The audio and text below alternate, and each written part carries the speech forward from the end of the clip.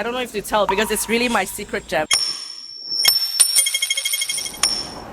How would you describe the Hong Kong arts and culture scene right now? I think it's still very vibrant. There's actually so much going on every week. Yes. I think we are very resilient. Of course, it's also struggling. It's not easy. Yeah. But at the same time, because there are struggles, that's why creativity is born out of that. Good art comes from pain, like in a sense. It comes from trying to resolve your failure, but also accept failures. I think a lot of good art that I like comes from that. Yeah, we're not trying to fix it, but what is the missing ingredients in the Hong Kong arts and culture scene right now? It's that $1 million that you mentioned earlier.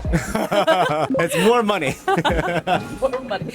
In the right places though. Yes. Maybe partly because I do run this nonprofit space. Yeah. Incubation as in supporting the process rather than just buying the art or something End as product. the product. Sometimes you don't see results directly. That's why I also understand that it's difficult to get money because you don't see what you're paying for directly in that week, right? Paying for the intangible is the most difficult thing. Pockets in Hong Kong where you discover art, see the process, see things that's unfinished in the making, also see things that are from marginal groups that are not considered valuable at all, but you actually see great enjoyment, great experience out of this.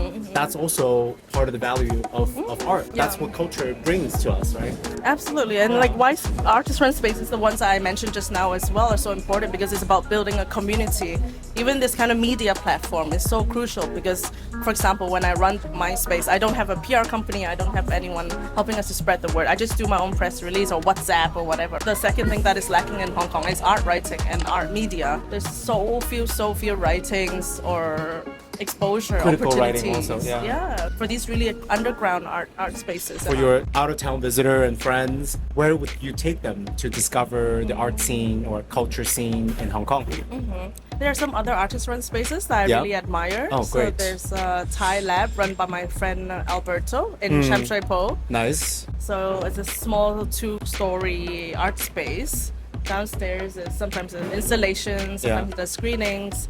Upstairs there's a little library of his like really funky random collection of archive photographs and books. Wow. And he has a small home cinema as well that seats about 20 people, and he makes the most interesting curation of films. He researches and he makes these thematic screenings. Usually like a double bill or triple bill that goes a few days long.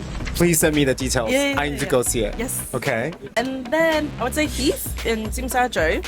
Heath is part of this underground basement shopping mall / art space, cultural space next to Chongqing Mansion. And there's a small space called The Garage. So Kenny, who runs it, he does really amazing things. There's fashion markets, they have like garage sale, they have screenings. And we just did a poster exhibition focusing on Southeast Asian graphic design. So yeah, that's another one. These are actually so out of my radar. What about surprising corners of Hong Kong that you discover things unexpectedly?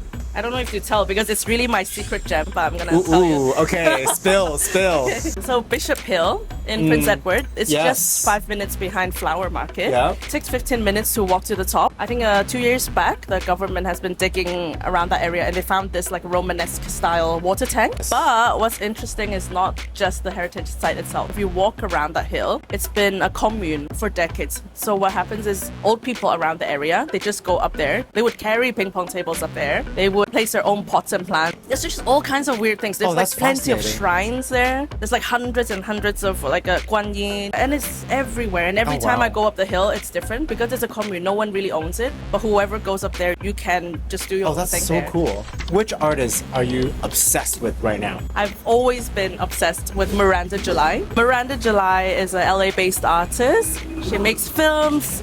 She makes sculptures, she makes all kinds of things. It's incredible work, like from theater to apps. She is really interested and observant about human relationships, kind of little nuances and failures of communication. It's about love, it's about like failure at grasping at love. I like this keyword, little failures of human communications. Absolutely. I think that's one of the best things about art or about life. It's always the struggle. I think these days we fail all the time in communication. Totally. I 100% agree.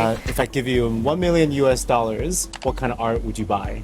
I would buy all the artwork that I commissioned from artists. Yeah. Because I commission and work on a lot of new art pieces with artists, like from performances to sound installations to films. And these are usually very non-commercial works. Yeah. So if I could, I would.